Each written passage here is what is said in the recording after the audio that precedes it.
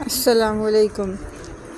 Urdu centre hub میں خوش آمدید۔ دوستو، میں آپ سب کی خدمت میں حاضر ہوں ایک نئی کہانی لے کر۔ یہ تب کی بات ہے جب میں بہت چھوٹا تھا، قریب 8 یا 9 سال کا، اور اس وقت ہم آسنسول، جو کہ انڈیا کا ایک شہر ہے، تو میری فیملی کرائے میں رہا کرتی تھی۔ ہم جس گھر میں رہتے تھے اس گھر میں ایک امرود کا پیڑ ہوا کرتا تھا، اور چونکہ ہمارے والد محترم کافی سخت مزاج کے تھے، اس لیے ہم اکثر ان سے چھپ کر امرود توڑتے تھے، کیونکہ اگر انہیں اس بات کا علم ہو جاتا تو پھر ہماری پٹائی پکی تھی۔ چونکہ امرود کا پیڑ چھت سے قریب ہوتا تھا تو میں اکثر رات میں امرود توڑتا تھا۔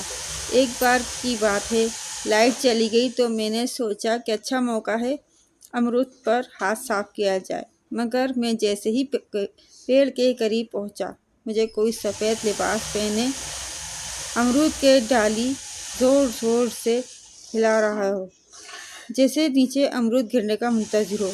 عموماً میں ڈرنے والوں میں سے نہیں ہوں، اس لیے میں چپ چاپ نیچے چلا آیا۔ نیچے آنے کے بعد رات بھر میں مجھے بخار ہو گیا، اور ہر روز خواب میں ایک آدمی مجھے امرود کی ٹوکری دے رہا ہوتا۔ میں نے کسی سے ذکر نہیں کیا۔ بخار کبھی رہتا کبھی چلا جاتا۔ آپ لوگوں کو ایک بات بتا دوں، ہمارے والد محترم عامل ہیں، ہمارے گھر میں بے شمار کتابیں ہیں ان چیزوں کو لے کر۔ خیر، میں نے خواب کا ذکر اپنی والدہ محترمہ سے کیا۔ پہلے تو وہ میرے خواب میں اتنی سنجیدگی سے نہیں لیا، مگر میری حالت دیکھنے کے بعد ابو کو ساری بات بتائی۔ ابو کچھ پڑھ کر دم کیا، اور پھر جمعرات کو ایک نیوی بلو رنگ کا دھاگا منگوایا اور میرا سر سے لے کر پیر تک ناپ لیا، اور پتہ نہیں کتنی بار اس کا تہہ بنایا، پھر اس پر کوئی دعا پڑھی اور مجھے ہاتھ میں اس دھاگے کو رکھنے کا حکم دیا، وہ بھی ہاتھ بند کر کے۔ پھر میرا دوبارہ ناپ لیا تو دھاگا چھوٹا ہو گیا۔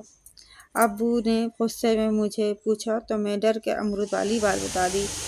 ابو بنا کچھ بولے ایک ہفتے کے بعد گھر خالی کر دیا، اور ہم لوگ نئے گھر میں آ گئے، اور اس کے بعد جتنے بھی گھر کرائے پر لیے ہم اس میں کبھی پیڑ دیکھنا نصیب نہ ہوا۔